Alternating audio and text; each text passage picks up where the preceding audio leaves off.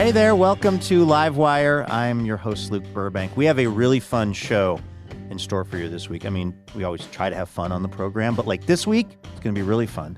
First, we're talking to comedian and author Moshe Kasher about his latest book, Subculture Vulture, a memoir in 6 scenes. It highlights all these different lives that he's lived, including his time, as he puts it, being the boy king of AA, which he started attending when he was 15 years old. Also his time working as a security guard at Burning Man. Plus, we're going to hear some stand-up from the brilliant Mohanad Elshieky, who might be the most dangerous man in New York City, or maybe just the most misunderstood, based on a recent interaction with his neighbor. Plus, we're going to hear some music from indie rock band sensation Glitterfox. So that's the plan, Stan, and people with other names. Stick around. Livewire gets started right after this.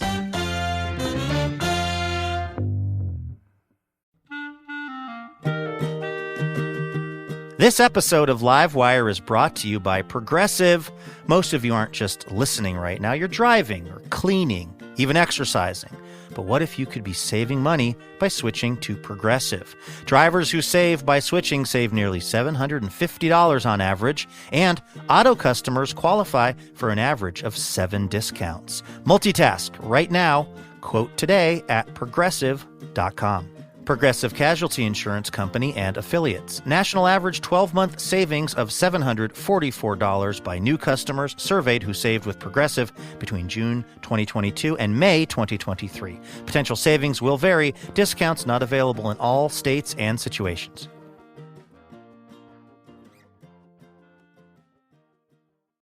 Hey, Elena. Hey, Luke. How's it going? It's going so well. I am curious, though, if you are emotionally and mentally ready to play a little round of station location identification examination.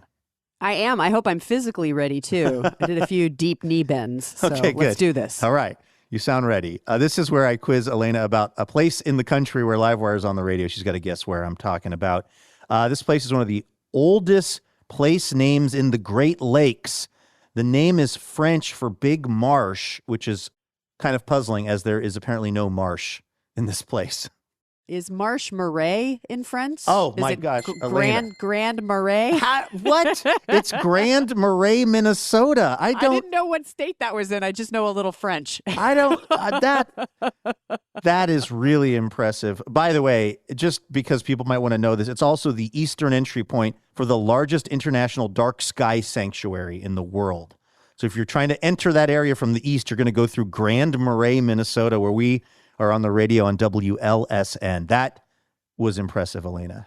Well, I had some pressure because I met an awesome Livewire listener at our most recent live show, Rita, and Rita really likes to get the sly right, so I wanted to do good for Rita. Shout out to Rita. Message received. All right, let's try to ride this momentum wave right into the show. You ready to get to it? Let's do it. All right, take it away. From PRX, it's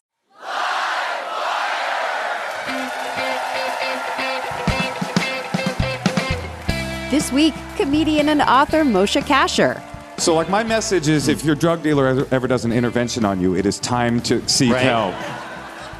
And stand-up comedy from Mohanad Elshieky. A friend of mine, her biggest fear is that one day she will be killed by a serial killer. And I was like, I don't think that's going to happen here. Also, she lives on like a 5th floor walk-up.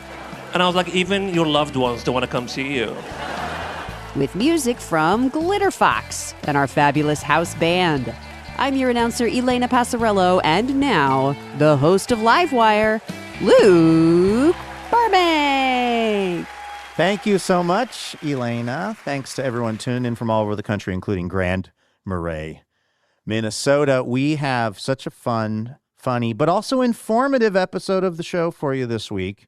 Of course, we have asked the Livewire listeners a question. We asked, what is the most niche subculture you've ever been part of? This is because of Moshe Kasher's latest book. We're going to hear those responses coming up in a few minutes. First, though, of course, we got to kick things off with the best news we heard all week. This is our little reminder at the top of the show. There's some good news happening out there. Elena, what is the best news you heard all week? Oh, I love this news from Down Under. I will spare you the accent. Australian news. So there's a beach in Sydney called Manly Beach, And apparently it's a favorite place for swimmers to go and do some pretty hardcore oceanic swimming. And for the past 3 years, nearly every morning at 4 a.m., a man named Guy Dunstan shows up with a headlamp and a meat thermometer, and he takes the temperature of the water. And then he goes over to a concrete drainage pillar that's along the beach wall, and he makes a pretty decent-sized mural. It's kind of artful. It's different every day, but each time it communicates the water temperature to the swimmers, which tells them how to dress. Do they need the wetsuit? Maybe they shouldn't try it at all today. And one recent 4 a.m., he noticed this bottle in the surf, and there was a message inside the bottle, just like the Police song. We were all thinking it. The message read, "In this bottle is a small part of our parents. If you find it, please set it off once again on its journey." And it turns out that there are these 2 sons named Kevin and Nigel who had recently lost both their parents, who loved the ocean. And so they'd thrown the bottle into Bondi Beach, which is only about 7 nautical miles away. So it didn't really get that far. But Guy Dunstan is like the coolest dude in the world. So he had a friend with a sailboat. And once he was done making his temperature mural, they sailboated out past the Sydney harbor, past the bay where the currents are stronger. So then he set the bottle on its way, and now it's going to go somewhere even further. I just love this. I love this story. And if you want to follow Guy Dunstan and his escapades, you can follow him on Instagram at temperature_guy_manly. That's also just such a lovely thing for the memory of the parents of those folks. This idea that, a little bit of them will travel around in this bottle, and it's an afterlife of sorts for these folks, these parents. And it's traveling via the internet now because everyone's talking about this story thanks to Guy. So it's really, what a great legacy to leave behind for these sea-loving folks. Absolutely. The best news that I heard this week happened a little closer to home. It happened actually in Spokane, Washington. Hey. There in the old Inland Empire in Washington State, where the March Madness college basketball tournament was occurring. And you had the team from Yale who had qualified for the tournament. But the problem was it also was coinciding with when they were taking their spring break. And so they didn't have enough members of the Yale band. Basically, Yale couldn't field a marching band to support their basketball team. And so the athletic director of Yale reached out to the athletic director, at least the music director of the University of Idaho, the Vandals, and asked, would you consider sending your marching band over to the game to be like the Yale marching band, to stand in, to be a surrogate for our band that can't make it? And this director of athletic bands is his official title, Spencer Martin, put this out on the internet, like there at Idaho, and immediately had 29 people sign up for it, which is the maximum you're allowed to actually bring as a marching band, I learned.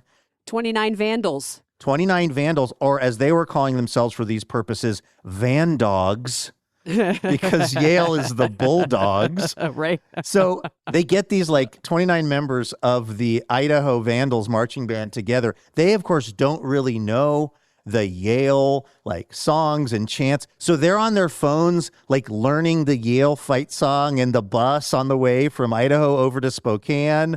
And they were so enthusiastic and great that, in fact, Yale won its first game of the tournament. And, it's unclear if it was just that all of that excitement and encouragement from these Van Dogs or not. But it sounds like the kids from Idaho had a super fun time. I think this is just confirming my suspicion is that the most important thing in sports is the band. 100%. Years from now, no one will remember what the final score was against San Diego State. What we will remember is the friendship that was shared from the Idaho Vandals band on behalf of the Yale Bulldogs. So that right there, that's the best news that I saw this week.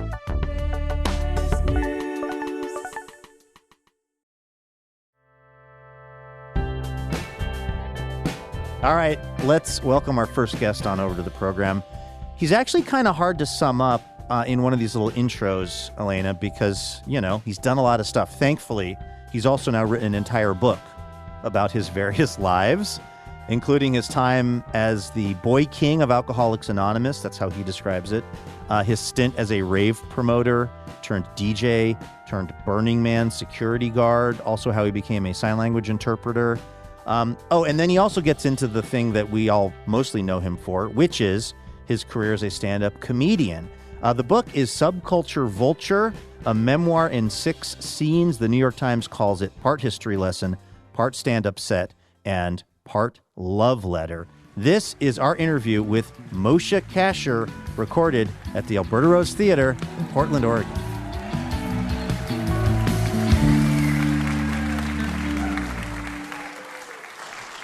Hi, Portland. Moshe! What's up? Hey, man, so good to see you. Good to see you, too. Glad to be back.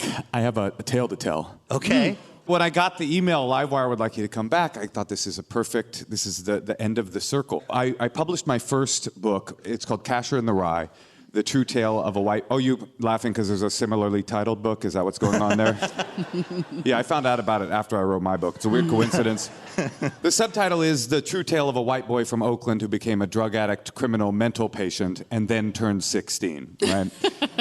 I'm on book tour. It's the first book I've ever written. It's the biggest thing that's ever happened to me in my This is for Kasher and the Rye. For Kasher and the Rye. And I came here, and I came outside and opened my phone, and there was a guy from Oakland who texted me, an old friend. He goes, "People in Oakland are looking for you. They're very upset." And then I swear to God, there will be no elaborations. What? I was like, oh, okay, Mr. Gambino. I didn't like... So since I came to Livewire, I have not felt at home in my hometown since. And I feel like now I'm 44. It's been 11 years since that book came out. I'm going to finally go back to Oakland and walk with my head held high. Yes. Confident that if someone tries to murder me, you got my back. 100%. I mean, are they going to mess with a guy with a carnation in his lapel that he borrowed from a bouquet in the lobby? I don't think so. And by the way, I hope there will be some elaboration, because that's what makes for a good story. Well, I can elaborate. What happens when you write a memoir is that, especially when you're young, is that the people that are swimming around in your memory and the people that are in the kind of traumatic shards of your past, they exist in your mind, if you get enough space away from them, as memory. And they cease in the rearview mirror to remain human beings. And then when you grew up with the kind of people I grew up with, while you're writing, you go, these people aren't going to read my book. Right. They haven't written that. My friends didn't read. They never read. Guess who reads the book where they're mentioned? Everybody. Yes. Everybody reads the book, Yeah. and everybody read the book. And I was writing as a comedian, just like, then there was Pathological Liar Blank, and then there was this.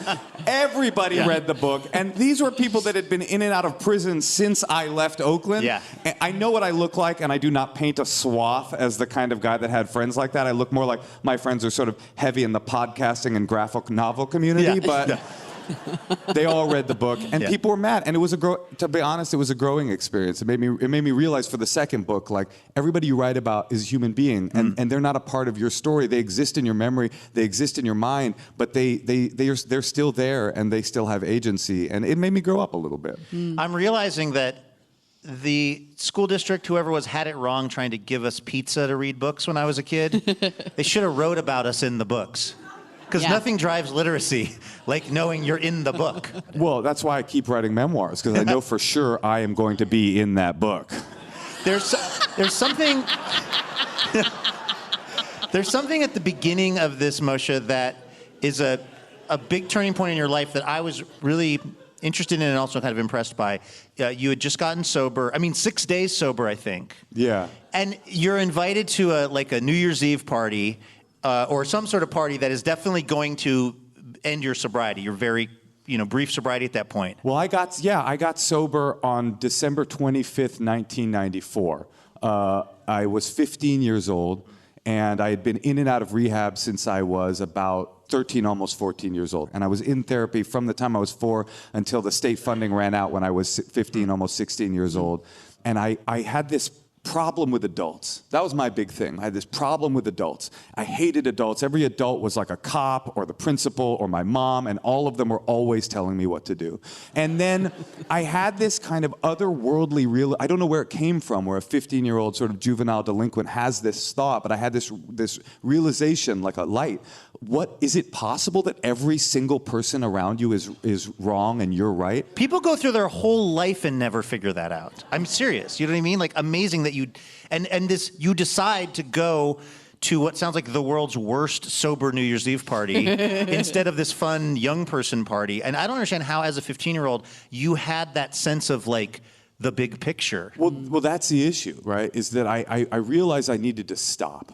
And I had this secondary realization, which was that I couldn't. And that is a really terrifying place to be. I remember how I realized that. I went to my drug dealer's house, and I paid him for yesterday's bag, and I declared that I was done. I was like, goodbye, my friend. Adios. I'm on to another life. And he was like, whatever. The next day when I went to his house to buy another bag, he looked at me, and he goes, dude, what are you doing here? You said you quit yesterday. Here you are again today. He's like, man, you've really got a problem. So, like, my message is, if your drug dealer ever does an intervention on you, it is time to seek help.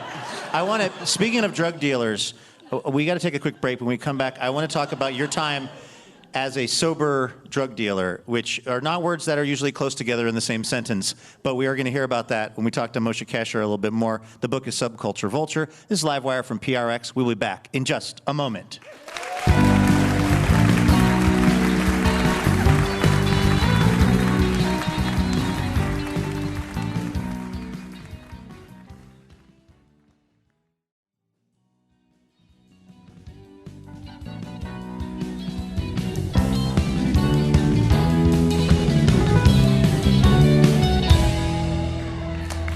Hey, welcome back to Livewire. I'm Luke Burbank here with Elena Passarello. We're talking to Moshe Kasher about his latest book, Subculture Vulture. You talk about 6 different subcultures that you have personal experience with. One of the things that's really great about the book is it's a great combination of memoir and research. Like, you really clearly enjoyed the scholarly aspect of researching these different subcultures, including another subculture you found yourself in sort of during your sobriety, which was the rave scene. There's so much more Jenko Jeans writing in this book than I was expecting. Judge none, choose one, by the way. That's what the Jenko stands for. Is that what? I didn't know that. Perhaps you are the scholar, Luke. Well, I dabble. Actually, the AA dance on New Year's Eve ports directly into raves. So I went to the drug dealer. I couldn't stop, and I finally sought help. 15 years old, I walked into a young people's meeting. I looked around. I was the youngest person by 10 years at a young people's meeting. These people were like gross old, like 25. It was like disgusting. And I found something in the meeting that allowed me to like stay sober. That sort of cliche of like one day at a time, which I always hated because it felt like an insult. It's like, I know you say one day at a time, but you really mean like one day at a time for the rest of time, say goodbye to having a good time. And it was enough, though. And I started to piece together these days. 1 day, 2 day, 3 day, 4 days, 5 days, 6 days. I got invited to this party. And I was 15. That's all I wanted to do was go to a party. That is manna from the heavens for a 15-year-old. And I hadn't been invited to a party in years. And you're talking about this fun party, like a real with party. People your age, not the AA mixer. Well, there was another option that evening, which was an AA dance. Like, has anybody ever been to? I'll describe an AA dance. Like, picture the energy of like Studio 54 in the height of the 70s, right? Picture Coachella at the EDM tent, right? Like, after the headliner is done and all the partiers go to the EDM tent to like squeeze a little bit more fun out of their night, right? You have that picture? Okay, picture the exact opposite of that energy. That is what an AA dance feels like. It's the worst. It's at a Rotary Club. Picture a man with an emphysema oxygen tank dancing to like a former sex worker to like It's Raining Men at 9:45 p.m. That's sort of the picture. These are my options as a 15-year-old, 6-day sober drug addict. Like, good party, cool people, fun times, or Rotary Club. And I chose Rotary Club. Like, somehow, another moment of providence, I chose Rotary Club. And I remember I found the one other person under 30 at the dance. Rose was her name. And we sat under a fluorescent light outside smoking Newports and talking about how much our lives sucked. And at 12:01, my mommy came and picked me up. It was the worst. It was the worst New Year's of my life. But now, I've had a lot of fun over the years. I've gotten to be a DJ at raves on New Year's Eve. I've gotten to be a headlining comedian at clubs on New Year's Eve. I've gotten to travel the world at different New Year's. I've had a lot of fun. In hindsight, which I really think is the theme of the book, is hindsight, I realized that that night, smoking those cigarettes under that light, that was the most important New Year's of my life, because it was the New Year's, it was the moment where I chose my life and what the rest of my life would look like. That was my resolution, was I wanted to live. I just think, I think it's so impressive that at that age, your brain or some part of you was able to connect with that idea, because people struggle with that their whole life potentially, and it would be very understandable if a 15-year-old kid was like, I'm doing the much more obviously fun thing, but you didn't, which allowed you then to have this incredible life, which did include a period of time selling drugs at raves while a sober person. How did you square that in your young, still very young mind at this point? Well, it was much like drugs, a degree of tolerance. You know, I slowly built up my tolerance. You know, I didn't start at raves as an ecstasy dealer. I ended at raves as an ecstasy dealer. And that's a really awkward thing, because I was still clean and sober. I might be the world's first clean and sober ecstasy dealer, but the problem was people from the meeting would sometimes come to the rave. And it'd be me, and then I see a guy from the meeting coming in, Gads, good to see you, recovery brother, from the Tuesday night meeting. That's where I ended. Yeah. But where I started was not negative. It was, where I started was, as I would say, as healing a kind of force as AA was for me. The first party I ever went to, again, I was 16 years old, and I walked into this party super trying to be a gangster, like identity crisis guy. Like, I had a Southern accent back then. I'm not from the South. You know, I just like had it. And I would code switch too. I would like be talking to my brother, and I'd be like, well, anyway, David, you know, I don't know what we're gonna do. Hold on a second, I'm getting a telephone call. Hello, what's up, my man? Yeah, we out here. All right then, peace. And I'd turn back to him and be like, what the is wrong with you? So that's the guy I was in line. There's so much in this book that I want to talk about. So many different parts of your life and huge topics that you really get into. I don't know if we're going to have time for all of it, but one of the things that you write about is that you are a coda child of deaf adults. Yeah. And both of your parents are deaf. Your father was deaf. I'm wondering, when I was a kid, everything my parents did in public was deeply mortifying to me. Anything, like we would hold hands and pray before dinner, like at a McDonald's, which would be pretty. You'd be like praying to go to a different restaurant? Yeah. Exactly.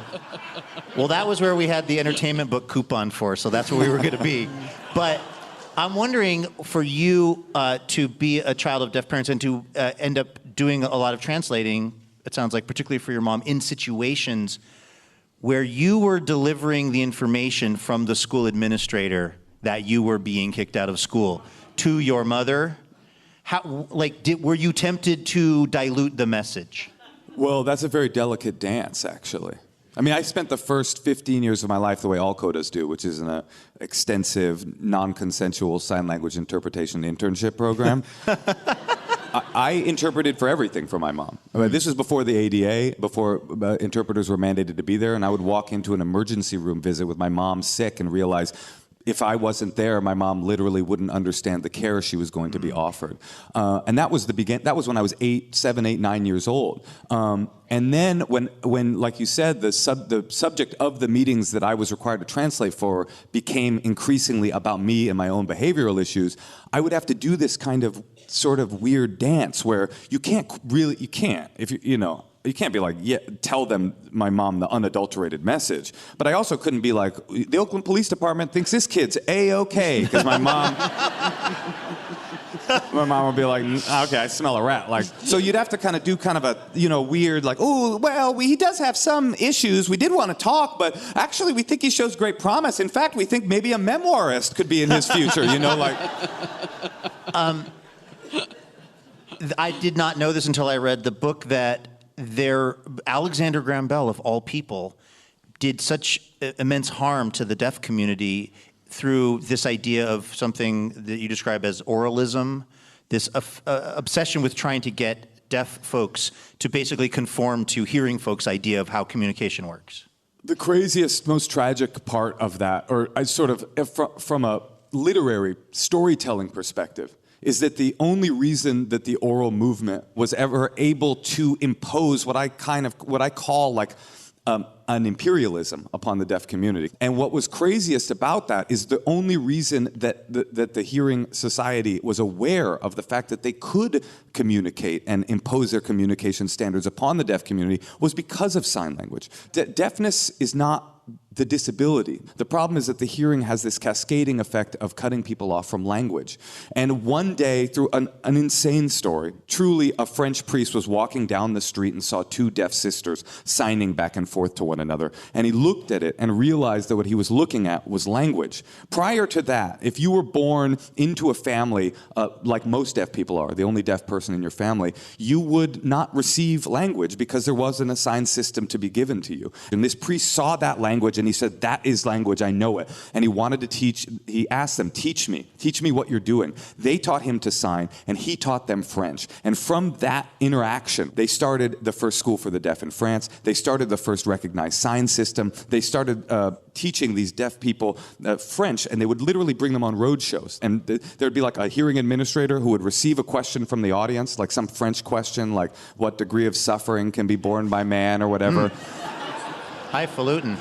And he would turn to the deaf students and he would sign to them from French into sign, and they would receive the sign with their eyes and then get up to a chalkboard and write in perfect French, there is no degree of suffering that man cannot bear. Suffering is endless. We are French. And and that's the beginning of sign language. And one of those students was Laurent Clerc, who became the father of American Sign Language. And the world had this revelation, which is, oh, deaf people are linguistic. And almost immediately when they realized that, hearing people said, let's take away that language and teach them how to speak and look more like us. And it wasn't about whether it was the most successful system. It was about making hearing people comfortable around them. And the father of that movement, and in many ways the progenitor of it, was Alexander Graham Bell, himself a coda, himself married to a deaf person. And in many ways he was like a boogeyman, because oralism won, because of course it did. And oralism won until the deaf community took their language back and put a fist through that oralist glass ceiling and took their world back. Yeah. We're talking to Moshe Kasher here on Livewire. His new book is Subculture Vulture. Again, everybody get the book, read it. There's so much in here, and I wish we could talk about all of it. Oh, okay. Yeah, I went to Burning Man for a long time. My dad was a Hasidic Jew, and also I do stand-up comedy.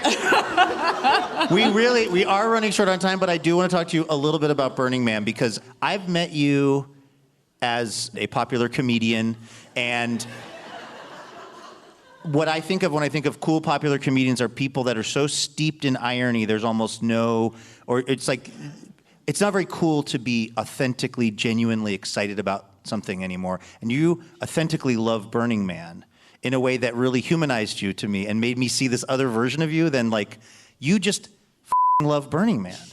Well, that sounds insulting when you say it like that. I don't mean it to be. It could be the kind of thing if you're walking down the street in Portland and somebody points at you and says it, other people will turn and say, avoid that man. You love Burning Man! But I think you make a really good defense of this thing that so many people have so much judgment around. Yeah. And why you love it and why you say you might take your kid there someday. What is it about Burning Man that the people that are so dismissive of it are getting wrong? Well, I think I love people. And I love communities that live a little bit outside the margins, you know?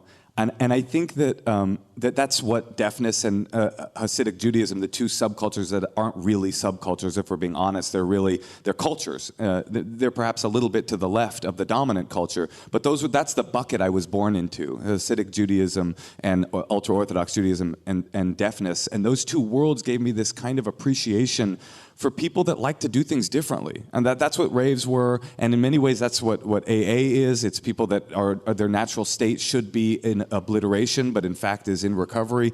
And what Burning Man, I think, gets so right is this idea that life has these parts to it that can be experienced for the pleasure only, for the experience only, that not everything needs to have inherent meaning. And like, is Burning Man a utopia? No, but it's not supposed to be a utopia. It's supposed to be a fake utopia. When you take a psychedelic, you have this experience of being subsumed into a kind of like spiritual reality, but in fact, you have to come down. But you hope that you come out of your psychedelic experience having shifted ever so slightly. Well, I gave up psychedelics when I was 12, 13, 14 years old, and I kept looking through the world for a psychedelic experience that I could have clean and sober. And that's, I think, what Burning Man did for me. People always go, how could you go there sober? I go, I don't particularly, I felt high the whole time I was there. Last year was the 24th time, my 24th time attending. Wow. I went for the first time in 1996. I worked there for 15 years. Has it changed? Has it gotten lamer? Sure, but everything changes. Everything got lamer. I mean, I was at Livewire Radio 10 years ago, exactly. you know, and like... No, I'm kidding. Moshe Kasher, everybody.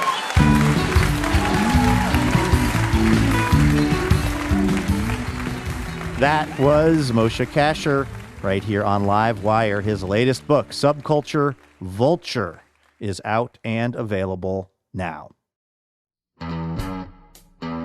Hey, special thanks this episode to Pamela Brown of Tigard, Oregon, and Michael Smith of Everett, Washington. Michael and Pamela are part of the Livewire member community, and they're generously supporting our show with a donation each month. And we are very thankful for that because it is, no joke, how we're able to keep doing our public radio show. So a big thanks to Pamela and Michael for keeping Livewire in business.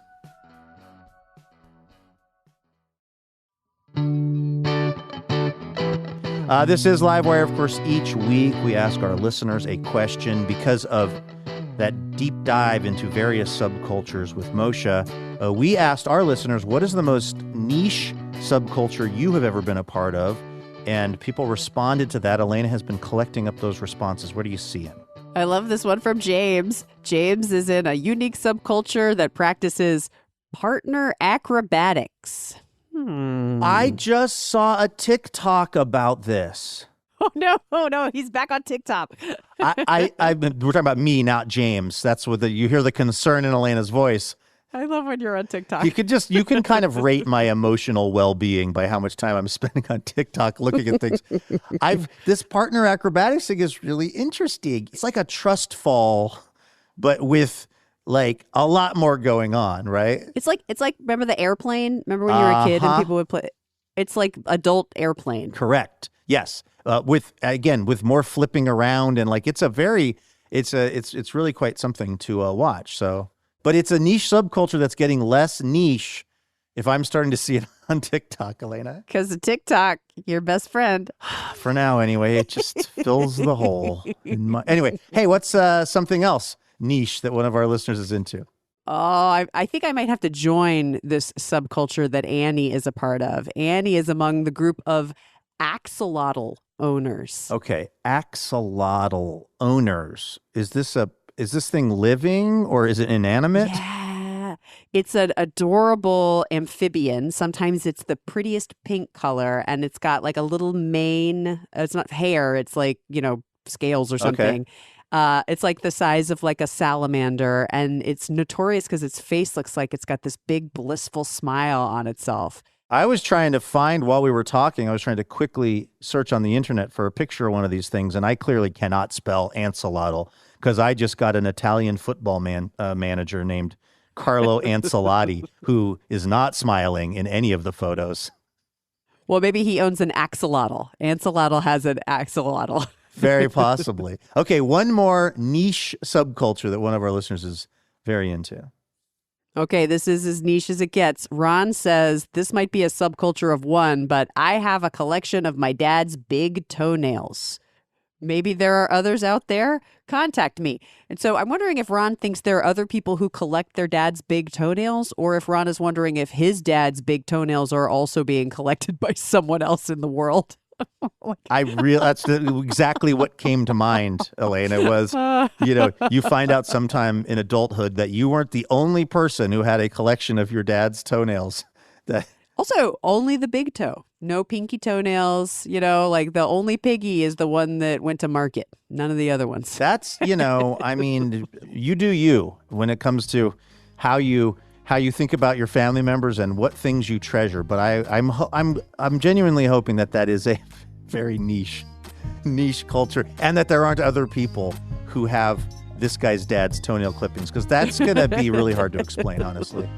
All right, thank you to everyone who responded to our listener question this week. We got another one coming up for next week's show, which we will reveal in just a moment. In the meantime, we've got to say hi to our next guest.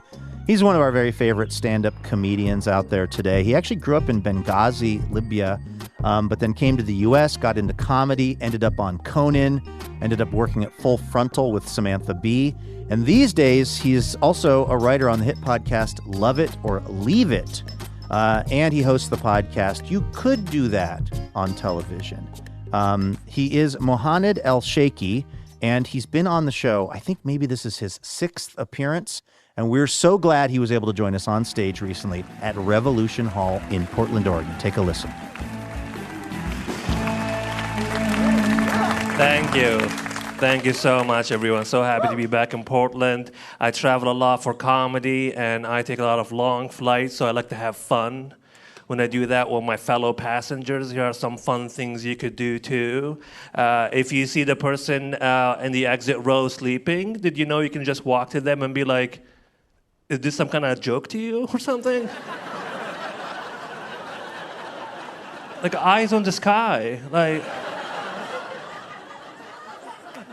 You could also bring some loose bolts with you and put it in your pocket. And midway through the flight, you can be like, hey, I'm not playing expert, but are they supposed to come off like this?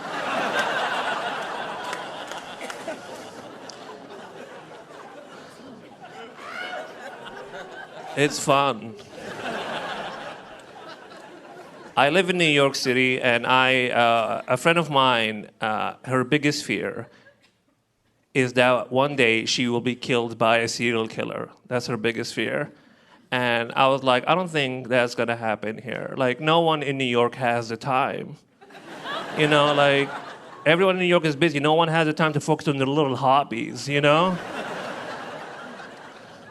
Also, she lives on like a 5th floor walk-up. And I was like, even your loved ones don't want to come see you. There is no psycho out there, just like at Planet Fitness every day, using Stairmaster, just being like, one day I'll get Claire.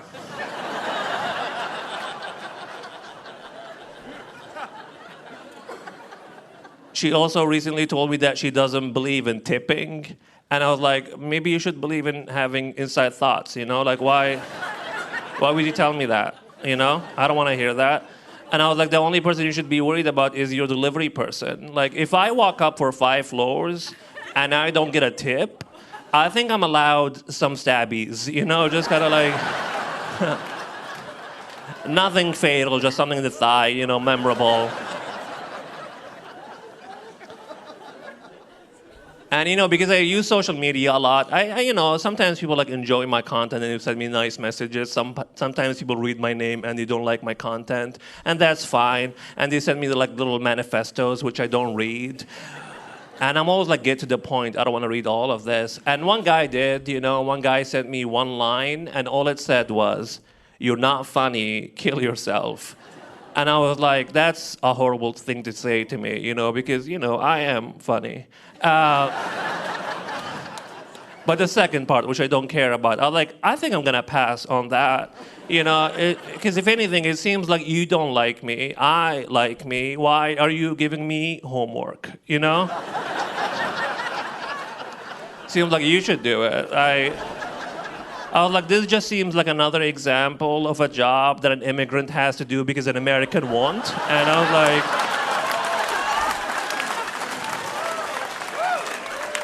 so stop being lazy and come and kill me.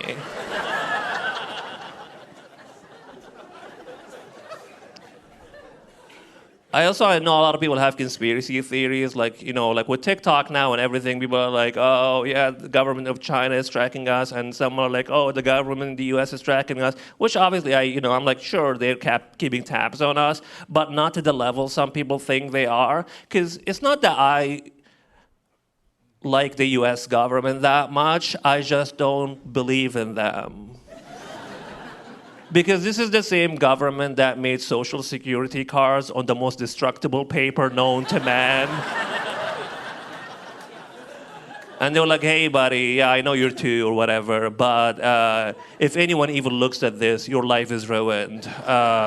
So keep it safe. And it's always people who are like, oh, the government wants to know where I am all the time. I can't let them.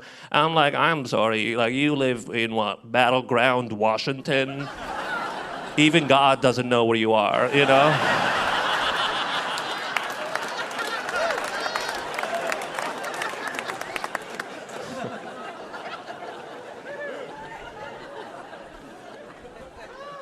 I don't really cook that much, so I usually get food delivered. And recently I did that. I got a text message from my food delivery person. And he was like, hey man, the door is closed. Can you come downstairs and pick your food up? So I was like, sure, I'll do that. I go downstairs and I see a man behind a glass door holding multiple bags. And he was like waving at me. And I was like, these guys are busy. So I'm just gonna like grab my stuff and let him go. So I go to this man, I open the door, I take the first bag out of his hand, I'm like, thank you so much, man. And then I close the door and start walking back. And then I look back and I see the same man still waving at me. And I was like, oh, he's saying bye, So I waved back. And I was like, I'm making new friends every day, what a city. And then I went back to my apartment to eat, and then I opened the bag, and I was expecting my delivery. And all I find inside is a bunch of ingredients. And I was like, is this one of those restaurants that want me to make my own foods from scratch? Like, I think that's just called cooking, which we're trying to avoid here. So I went and I sat on the couch, to think about it.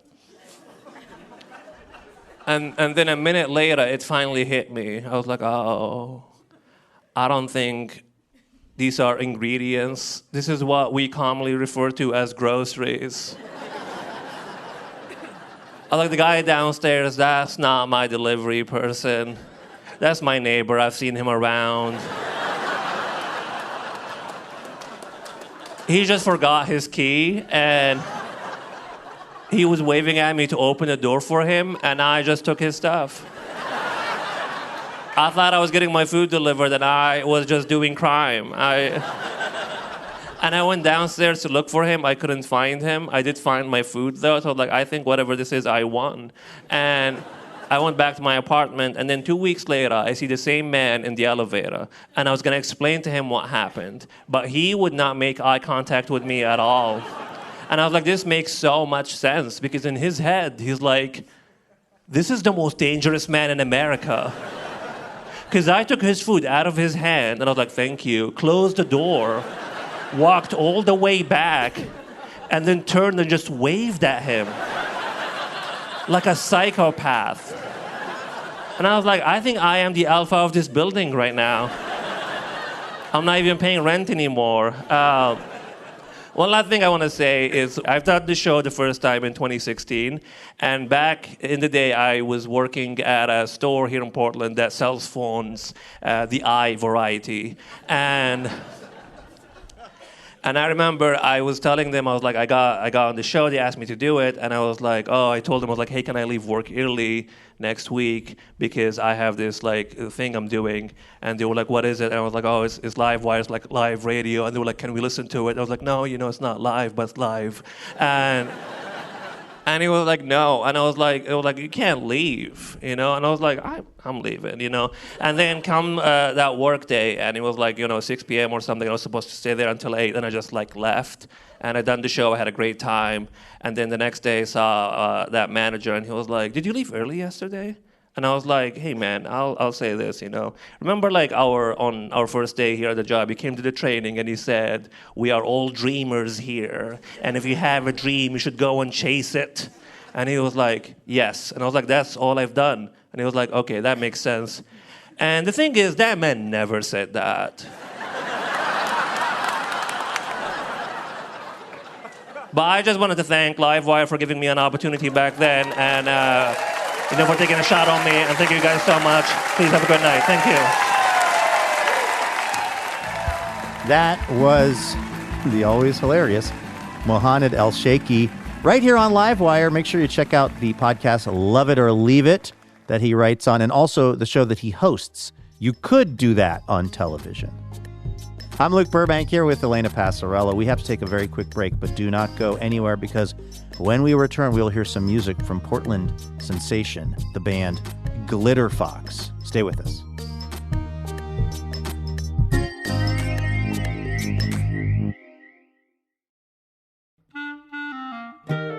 Livewire is thrilled to be partnering with Portland's own Portal Tea this season.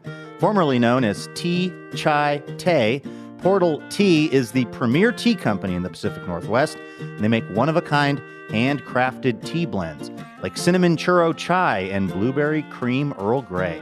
Use the code LIVEWIRE, all lowercase, for 20% off at portaltea.co.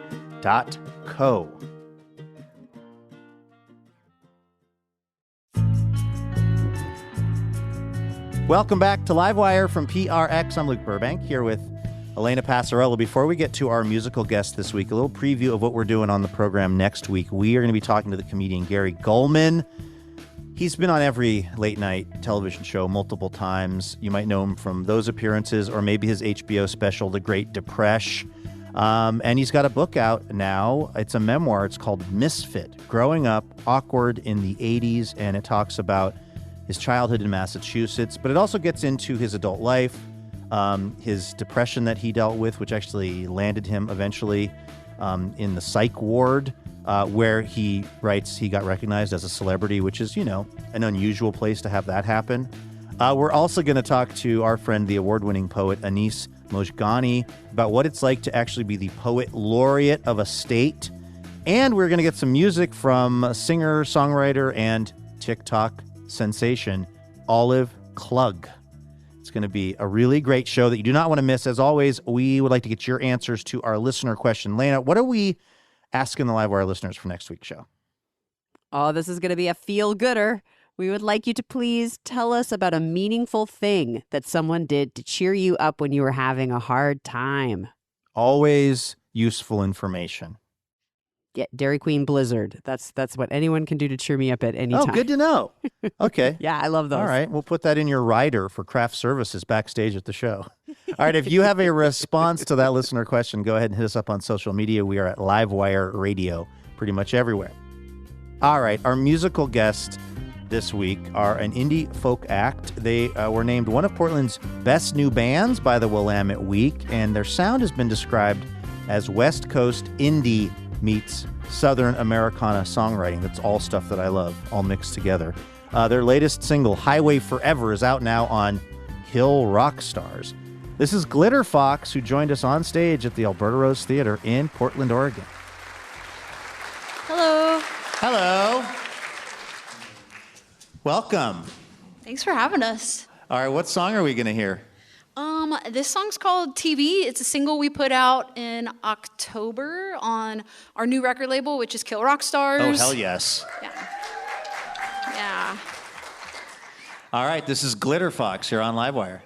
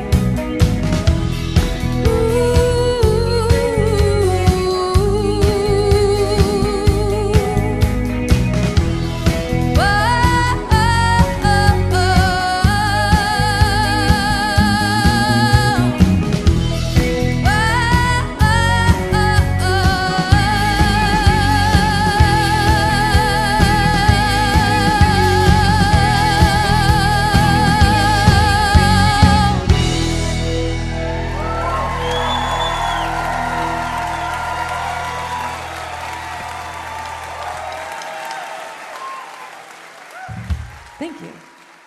That was Glitterfox right here on Livewire. They've got a new song out. It's called Portland. It is very good. It is very Portlandy, and you should be sure to check it out wherever you get your music stuff.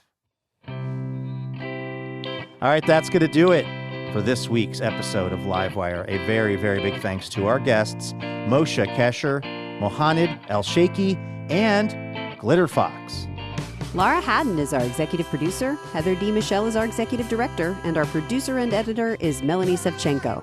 Eben Hoffer, Leona Skinner-Kinderman, and Molly Pettit are our technical directors, and our house sound is by D. Neil Blake. Trey Hester is our assistant editor. Our marketing and production manager is Karen Pan. Rosa Garcia is our operations associate. Jackie Ibarra is our production fellow, and Becky Phillips is our intern.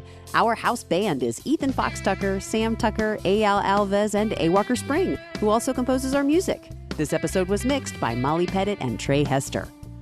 Additional funding provided by the Marie Lampfrom Charitable Foundation. Livewire was created by Robin Tenenbaum and Kate Sokoloff. This week, we'd like to thank members Pamela Brown of Tigard, Oregon, and Michael Smith of Everett, Washington. For more information about our show or how you can listen to our podcast, head on over to livewireradio.org. I'm Luke Burbank for Elena Passarello and the whole Livewire team. Thank you for listening, and we'll see you next week.